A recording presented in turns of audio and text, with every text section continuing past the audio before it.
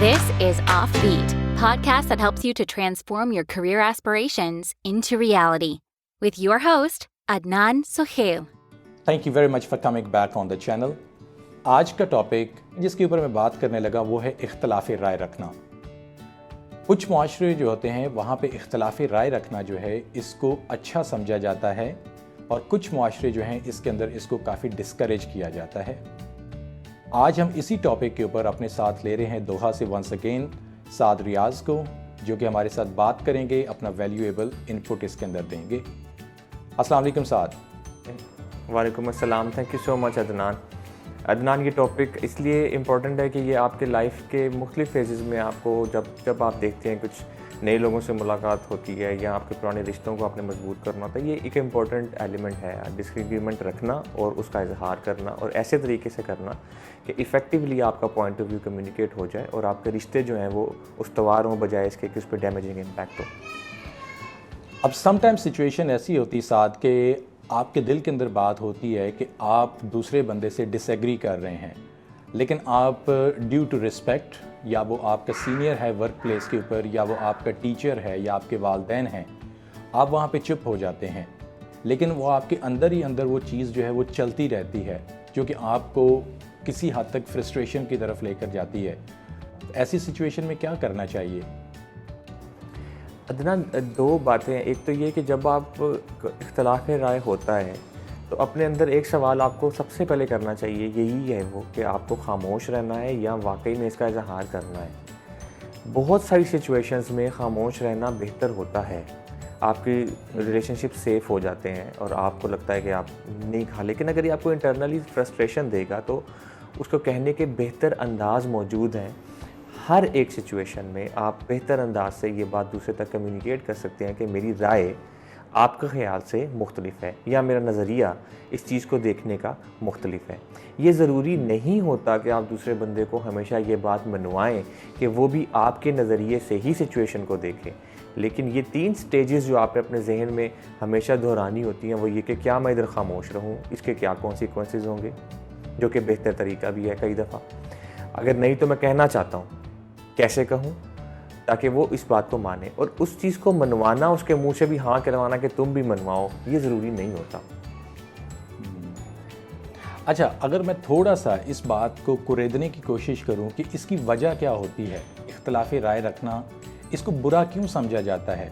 क्योंकि हम एक ऐसी सोसाइटी के अंदर रहते हैं कि वहाँ पे हम इस चीज़ को रोज़ाना की बेसिस के ऊपर देखते हैं, चाहे वो बात कोई छोटी हो या बड़ी हो, लेकिन हमेशा हर 2 लोग जो होते हैं वो काफ़ी ज़्यादा एक दूसरे से ऑपोजिट हो जाते हैं और सम टाइम रिलेशनशिप जो होते हैं वो भी उसकी वजह से सफ़र करते हैं। इसकी रीज़न क्या है, क्यों ऐसा होता है, क्यों लोग इसको बुरा समझते हैं? अदनान, हम लोगों ने ये चीज़ साइंटिफिकली भी देखी है कि जब इंसान कोई भी नई बात ऐसी सुनता है, ऐसी इन्फॉर्मेशन जो उसकी पुरानी इन्फॉर्मेशन जो उसके जहन में स्टोर हुई होती है उससे कोइंसाइड नहीं करती है, मैच नहीं करती है, तो पहला रिएक्शन जो है वो ना का ही होता है, ना मानने का होता है। ये एक इंसानी रवैया है जो कि आपको रिलीजियस, पॉलिटिकल, सोशल हर एक लेवल पे आपको नज़र आता है। और हमारे माशरे में ख़ास तौर पे जहाँ पे एक रिस्पेक्ट का एलिमेंट ऐसा होता है कि जहाँ पे अगर आपको लगे कि किसी ने मेरी बात को रद्द किया है या नहीं माना है तो मेरी अथॉरिटी चैलेंज हो रही है, उस चक्कर में आपको वर्क प्लेस में बॉसेस भी इस तरह करते नज़र आते हैं, आपको घर में हाउस होल्ड में आपको कोई चचा ताया बड़े भाई भी इस तरह करते नज़र आते हैं, या आपके कुछ ऐसे दोस्त जो ग्रुप्स के लीडर्स होते हैं, आपके दोस्तों के ग्रुप के, वो भी इस चीज़ को ऑफेंसिव लेते हैं। तो taking an offence is something which is natural to human, और अगर आपका कहने का अंदाज़ ठीक नहीं होगा तो ऑफेंस का डैमेज ज़्यादा हो सकता है। बिल्कुल, आपने सही कहा। अच्छा, अब ये चीज़ जो है ये बिल्ड तो हो जाती है, अब इसका सोसाइटी के ऊपर या इंडिविजुअल्स जो होते हैं इसका असर क्या होता है, इसके मैं समझना चाह रहा हूँ। और स्पेशली अगर हम इस बात को भी अंडरस्टैंड करें कि वर्क प्लेस के ऊपर भी काफ़ी बार आपके सीनियर या आपके बॉस जो होते हैं, आप उससे डिसएग्री करना चाहते हैं, but due to some reasons, वो चाहिए कि you are having a fear to lose your job, या आपकी परफॉर्मेंस अप्रेजल जो है वो ख़राब हो सकती है, या जस्ट आपने डे टू डे इंटरेक्ट करना होता है अपने बॉस के साथ and you don't want to make him or her unhappy, तो ऐसी सिचुएशन के अंदर आप चुप हो जाते हैं।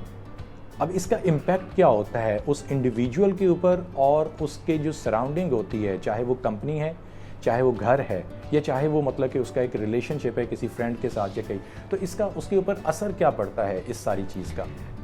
इसके बहुत सारे पहलू हैं इसको देखने के अदनान। एक छोटा जवाब मैं इसका नहीं दे सकता, लेकिन फिर भी आप अपने ज़हन में इस चीज़ को रखें कि लेट्स से मैं अगर घर से शुरू करता हूँ तो आप देखें कि लोगों के अंदर बहुत सारे शिकवे, गिले, कदूरतें जो हैं वो पैदा होना शुरू हो जाती हैं।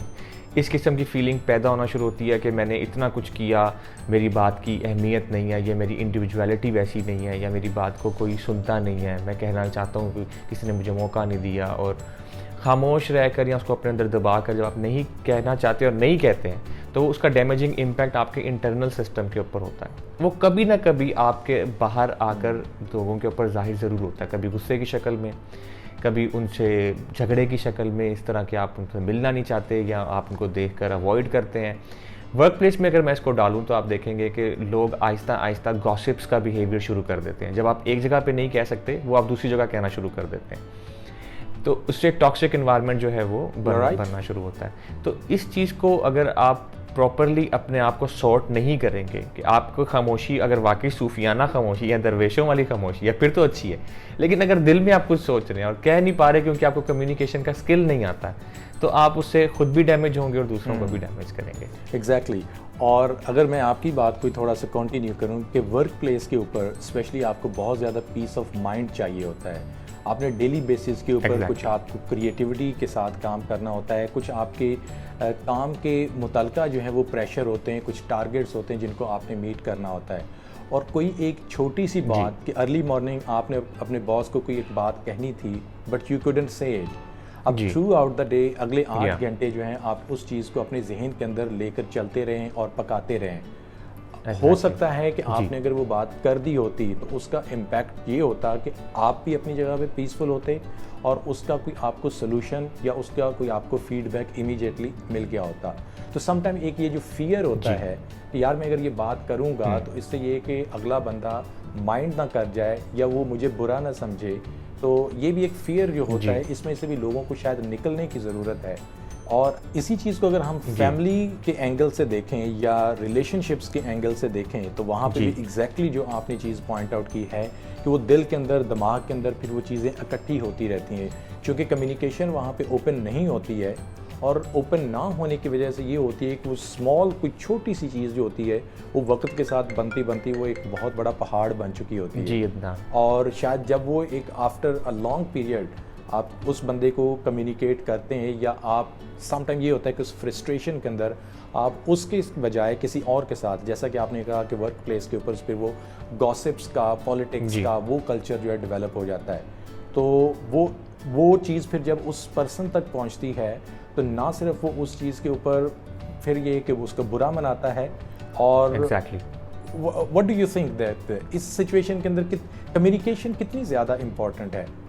किताबों में पढ़ी बातें और रिसर्च को देखी हुई बातें कि आपकी टोन ऑफ वॉइस जो है वो सबसे इम्पॉर्टेंट है।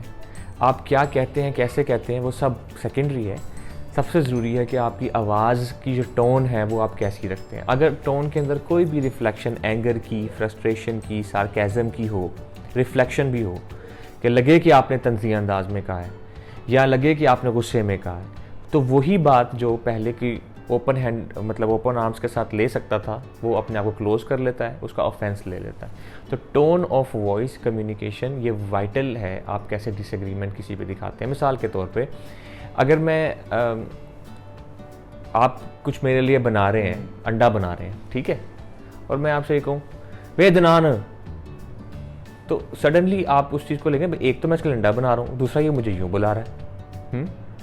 और अगर मैं कहूँ, अगर आपको ये अच्छे अंदाज में कहूँगा कि अदनान मैं अंडा सुबह सुबह नहीं खाता हूँ, तो आप थोड़ा सा मेरे लिए ख्याल में भी कह सकते हैं कि अच्छा हाँ सॉरी मुझे पूछना चाहिए था तुमसे। तो टोन ऑफ वॉइस जिसमें आप एंगर, फ्रस्ट्रेशन, सार्केज़म नहीं दिखाएं, ये इम्पोर्टेंट, ये सबसे वाइटल इम्पोर्टेंट है फैक्टर है आपकी कम्युनिकेशन का। आप ऑलरेडी इस बात को शुरू कर चुके हैं और मेरा यही अगला सवाल आने लगा था कि हमने उस चीज़ को तो अंडरस्टैंड कर लिया कि ये चीज़ एग्जिस्ट करती है, ये बच्चों के अंदर भी होती है, ये बड़ों के अंदर भी होती है, ये पर्सनल में भी होती है, ये प्रोफेशनल लाइफ के अंदर भी होती है। और इसका इम्पैक्ट जो है वो भी काफ़ी ज़्यादा उसको कहा जा सकता है कि एक वक्त के साथ साथ वो खौफनाक हद तक बढ़ जाता है। अब क्या चीज़ें हैं, क्या वो स्टेप्स हैं, किस तरीके से इसको कंट्रोल किया जाए और कैसे इसको मतलब कि इसके करेक्टिव मेजर यहाँ पे क्या है कि ये चीज़ इंसानों के अंदर जो है कि how to keep a different opinion और किसी के साथ डिसएग्री करना, उस चीज़ के ऊपर आप कैसे उसको एक करेक्टिव मेजर भी आप हमें और इन सुनने वालों को ज़रा बताइए कि क्या करना चाहिए। जैसे आपने बात शुरू कर दी कि वहाँ पे आपकी टोन जो है वो आपकी चॉइस ऑफ वर्ड्स जो होती है या may be choice of the time हो सकती है, चॉइस ऑफ पीपल हो सकती है कि किसके साथ आपने कैसे बात करनी है, तो इसके ऊपर भी हमें ज़रा थोड़ा बताइए। जी अदनान, जब हम देखते हैं कि इंसान जो है वो इर्तिकाई मराहिल से गुज़रता है, हर बच्चा जो है आप उससे अज्यूम नहीं कर सकते कि वो फ़ौरन ही इस चीज़ को बड़ी अच्छे तरीके से हैंडल करे। आपकी उम्र बढ़ती रहती है, आपकी तालीम बढ़ती है, आप नई नई चीज़ें सीखते हैं। ये आपकी ज़ाती इर्तिका का एक हिस्सा है कि आप ऐसे स्किल्स भी सीखें कि जहाँ पे आपको माइंडफुलनेस आए आप में, कि आप सोच कर जो बात करने के पहले सोचो फिर बोलो। ये तो हमें बचपन से सिखाया जाता है, लेकिन इसको प्रैक्टिस करना है आपको ज़रूरी है। इस चीज़ के साथ साथ आपको अपने अंदर एक और जो क्वालिटी क्रिएट करने की ज़रूरत है एक अच्छे तरीके से डिसएग्रीमेंट शो करने के लिए, वो है कि आप सिंसियर क्यूरियोसिटी क्रिएट करें कि दूसरा शख्स क्यों ऐसे कह रहा है। मुमकिन है कि आप मेरे साथ गुस्से में बात कर रहे हो, आपका अंदाज़ अच्छा नहीं हो, ठीक है, कहने का, और मुझे बुरा लगे, लेकिन अब मुझे डिसएग्रीमेंट भी शो करना आपके साथ। लेकिन मैं एक माइंडफुल इंसान हूँ, तो मैं आपके साथ जो रवैया अपना रखूँगा वो इस चीज़ के साथ रखूँगा कि मुमकिन है कि अदनान अभी किसी परेशानी से हो सकता है उसको कोई सर दर्द हो सकता है वो अपनी लाइफ में किसी प्रॉब्लम से गुजर रहा हो। ये जो एक अंडरस्टैंडिंग है, सिंसियर क्यूरियोसिटी है दूसरे लोगों की सिचुएशन को समझने की, उसका पर्सपेक्टिव समझने की, ये आपकी पर्सनैलिटी के इर्तिका का एक बहुत ही इम्पोर्टेंट स्टेप है।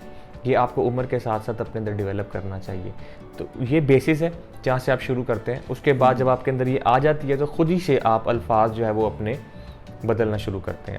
आप कभी वो लफ्ज़ नहीं कहेंगे कि जिससे किसी की दिल आज़ारी होती है। बिल्कुल, क्योंकि मैं पंजाब से हूँ, लाहौर से हूँ, तो मैंने ये चीज़ देखी है कि हमारे जो वालिदैन हैं वो जब कभी किसी से डिसएग्रीमेंट शो करना चाहते हैं नॉर्मली, तो वो एक पंजाबी के कुछ कहावतें या मुहावरे जो हैं वहाँ से बात शुरू करते हैं, और जो कि बचपन से हम भी वही सुनते आते हैं, तो हम भी एक उसमें लगाते हैं। आपने देखा होगा कि काफ़ी ज़्यादा जो वो मुहावरे होते हैं वो काफ़ी तंज से भरे हुए होते हैं, या उनका कहने का जो अंदाज़ होता है वो सख्त होता है। पंजाबी लोग समझते हैं, मेरा एक पंजाबी दोस्त समझता है, मेरी खाला का बेटा बात समझ लेगा, लेकिन जब मैं नई इन्वायरमेंट्स में जाऊंगा जहाँ पे कल्चर डिफरेंट होते हैं, मिसाल के तौर पे आप कराची में जाते हैं जहाँ पे पंजाब से काफ़ी मुख्तलिफ कल्चर है, या आप दुबई में जाते हैं जहाँ पे कल्चर काफ़ी डिफरेंट है, लोगों का सोचने का अंदाज़ मुख्तलिफ है, वो आपके उस सार्केज़म को, उस एग्रेसिव टोन को नहीं अंडरस्टैंड कर सकेंगे। ओवर द पीरियड हमें इस चीज़ को समझना है कि कौन से अल्फाज जो हैं वो किसी को तकलीफ़ पहुँचा सकते हैं। मिसाल के तौर पे अगर मैं आपसे कहूँ कि मुझे ये आज चाहिए, कोई काम है जो आपसे कहूँ कि मुझे ये आज डन चाहिए, जी ठीक है, मैं इसको सॉफ्ट अंदाज में भी कहता हूँ, मुझे ये आज ही चाहिए, भैया मेरे ये मुझे आज ही चाहिए। ये सभी देखो टोन डिफरेंट है, लेकिन अल्फाज अब इसमें जो मैं वो सॉफ्ट नहीं यूज़ कर रहा। इसके बदले में मैं से कह सकता हूँ कि मेरा ख्याल है कि हमें जल्दी मुकम्मल कर लेना चाहिए, तुम कब तक कर सकते हो। दूसरे की नीड का ख्याल रखना, दूसरे का पूछना ये कि भाई उसके पास वक्त है, क्या वो उसको अपने वक्त में समेट सकता है, क्या उसके पास इतनी कैपेबिलिटी है, उसको ये चांस देना कि हो सकता है, मुमकिन है वो ना कर सके।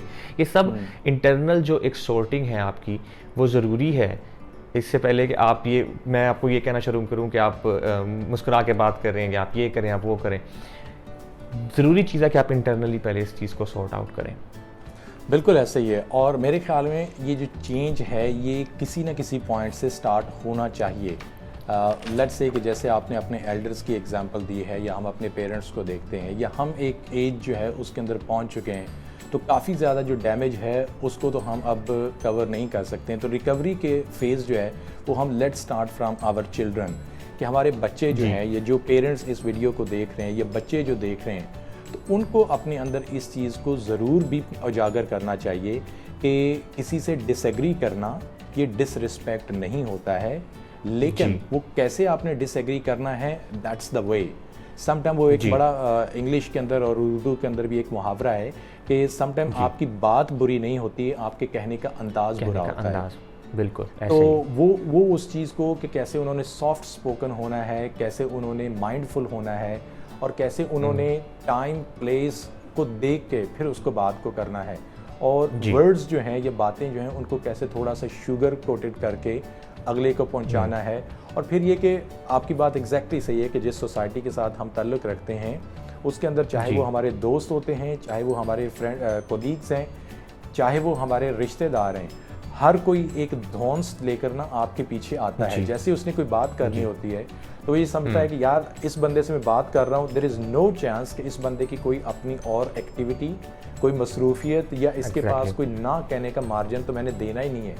बात करनी है बिल्कुल ऐसे ही करनी है। अगर किसी के साथ लेट्स सपोज आप 6 महीने के बाद या 1 साल के बाद मिल रहे हैं, या उसके बाद आपने 6 महीने के बाद आपने टेलीफोन पे बात की है, तो बात करने का उसका अंदाज बिल्कुल ऐसे होता है कि यार you are the worst one, आपने इतनी देर मुझे कांटेक्ट ही नहीं किया, या आप तो बड़े मतलब कि अमीर हो गए हैं, आप तो दुबई में या कतर में रहते हैं इसलिए आप मुझसे बात नहीं करते हैं। रादर कि वो उस बंदे की लाइफ को थोड़ा सा अंडरस्टैंड करे, उसके शूज़ में जाकर फील करे, और फिर थोड़ा सा एक मतलब कि अगेन बात तो यही होगी कि बॉटम लाइन निकलेगी कि यार इतनी देर हम एक दूसरे के साथ डिस्कनेक्ट रहे हैं, लेकिन वो कम्युनिकेशन कैसी उसने करनी है, that is going to build the momentum of next thing. और बच्चे जो भी इस वीडियो को देख रहे हैं, प्लीज़ मैं उनके साथ ये स्पेशल उनको कहूँगा कि अपने अंदर इस चीज़ को आप बचपन से ही पैदा करना शुरू कर दें। आप अपनी लिसनिंग स्किल जो है उसको आप बहुत ज़्यादा इम्प्रूव करें। अल्लाह ताला ने हमें एक मुंह, एक ज़ुबान और 2 कान दिए हैं। इट मीन्स कि जितना हमने बोलना है उससे हमें डबल सुनना चाहिए। और सम टाइम ये है कि जो अजम्पशंस हम लोग क्रिएट कर लेते हैं कि यार फलाना तो है ही ऐसा, या उसको मैं अगर बात कहूँगा, लेट्स से कि मैं अपने बॉस को ये बात कहूँगा तो उसने गुस्सा कर लेना है, ये एक अजम्पशन है। या मेरे वालिद जो हैं या मेरा दोस्त जो है वो तो उसका बुरा मना जाएगा, ठीक है। तो ये एक अजम्पशंस हैं। हमें ये जो अजम्पशंस हम ले लेते हैं और डायरेक्टली हम फिर एक रिजल्ट के ऊपर पहुंच जाते हैं, डायरेक्ट एक जंप होता है कि यार अगर ये होगा तो ये तो हो जाएगा, मैं तो जॉब से मेरी छुट्टी हो जाएगी, मेरे अब्बू तो मेरे पीछे, ये मेरी अम्मी जूता लेकर पड़ जाएगी कि यार ये तुम ऐसा क्यों कर रहे हो। तो मेरे ख्याल में इस फियर से निकलना चाहिए, अपनी कम्युनिकेशन स्किल्स को बेहतर करना चाहिए, अजम्पशंस नहीं लेनी चाहिए, और थोड़ा सा ये है कि बात को करने का अंदाज जो है उसको अगर बदल लिया जाए तो ओवरऑल रिजल्ट तो आपके पॉजिटिव निकलेंगे ही, आपका रिलेशनशिप भी बेहतर होगा, साइकोलॉजिकली आपको पीस ऑफ माइंड इसके अंदर मिलेगा। क्या कहते हैं आप? अगर मैं इस बात को यहीं पे अगर कंक्लूड करना चाहूँ आज की इस एपिसोड को, तो क्या आपकी फाइनल थॉट्स क्या हैं यहाँ पे साथ? फाइनली अदनान ये है कि जब कभी इस तरह की बात होती है तो लोग चाहते हैं कुछ रूल ऑफ थंब 1 2 3 4 बातें ऐसी मैं बता दूं कि जिससे वो अपनाना शुरू करें तो रवैये में तब्दीली उनके आना शुरू हो जाए। तो उसमें मैं 4 बातें आपसे कहूँगा जिसमें से 2 बड़ी इंपॉर्टेंट है। एक तो ये कि आप अपने अंदर जो पैसिव अग्रेसिव बिहेवियर है कि आप कहना कुछ चाह रहे हैं और कह कुछ रहे हैं, उसको रिमूव करें, क्लियर कम्युनिकेशन अपने अंदर लेकर आएँ। जो आप कहना चाहते हैं उसको अपनी थॉट्स को अपने ज़ुबान से कहने का प्रैक्टिस करना शुरू करें। सेकंड ये कि जब आप डिसएग्रीमेंट करना चाहते हैं, चाहे कि बहुत सेंसिटिव सब्जेक्ट हो, जैसे लेट्स से पॉलिटिकल पोलराइजेशन है, वो आप मुख्तलिफ पार्टीज से ताल्लुक़ रखते हो और आप ये कहना चाहते हो कि आपको इख्तिलाफ़ राय है दूसरे से, इतना सेंसिटिव टॉपिक भी, या रिलीजन जैसा सेंसिटिव टॉपिक भी, वहाँ पे you can find common grounds. तो पहले कॉमन ग्राउंड्स को डिस्कस करो, उसके बाद आप अपनी बात को रखोगे तो लोग उसको सॉफ्ट लेते हैं। जैसे कि मैं ये कहूँ अगर कि आपका प्राइम मिनिस्टर मुझे पसंद नहीं है तो मैं डायरेक्टली कहूँगा तो आप उससे क्लोज हो जाओगे, लेकिन मैं कहूँगा प्राइम मिनिस्टर आपका मुझे पसंद है, मुझे ये भी एक रवैया जो है वो जांचना है, तो आप मेरी बात सुनना शुरू करोगे, you will come close to me. तो अगर पैसिव अग्रेसिव बिहेवियर को स्नप करें, कॉमन ग्राउंड्स को कहना शुरू करें तो बात जो है वो आ जाएगी। दूसरी 2 बातें जो हैं वो ऐसी है कि अगर आप इसे प्रैक्टिस करेंगे तो ये मैजिकल है। 2 बातें आप 2 लफ्ज़ ऐसे हैं जो मैं कहूँगा कि आप एक्सक्लूड करें डिसएग्रीमेंट में से। एक तो डोंट से सॉरी टू से, सॉरी नहीं कहें, क्योंकि आप एक्चुअली सॉरी नहीं हो, आप वाकई में डिसएग्रीमेंट रखते हो। तो when you say sorry to say you are just trying to make it up, और ये सॉफ्टन नहीं करता चीज़ को, ये अगले बंदे को महसूस कराता है कि जैसे आप उसको थोड़ा सा कम अकल समझ रहे हो या आप उसको थोड़ा सा डिमीन कर रहे हो उस चीज़ में। तो don't say that, sorry to से लेकिन मेरा ये। और दूसरा लफ्ज़ है लेकिन, बट, इसको मत लेकर आए। जब आप कहते हैं ना कि तुम्हारी बातें सारी ठीक हैं लेकिन, तो जो आपने एग्रीमेंट शो भी किया ना पहले, उसका इफेक्ट नील हो जाता है। लेकिन का मतलब ये है कि आप उसकी बात से यकीन नहीं रखते, तो लेकिन खाली मिटा देने से बात सॉफ्ट हो जाती है। Excellent, thank you very much Saad. आपने काफ़ी ज़्यादा पॉजिटिव बातें हमें बताई हैं एंड आई एम श्योर कि जो भी इस वीडियो को देख रहे हैं they are going to learn something from it. Just एक बात आपकी सारी बात के अंदर मैं लास्ट में ऐड करता चलूँ कि कभी भी जब आप किसी के साथ डिसएग्रीमेंट भी करें तो never start it with no.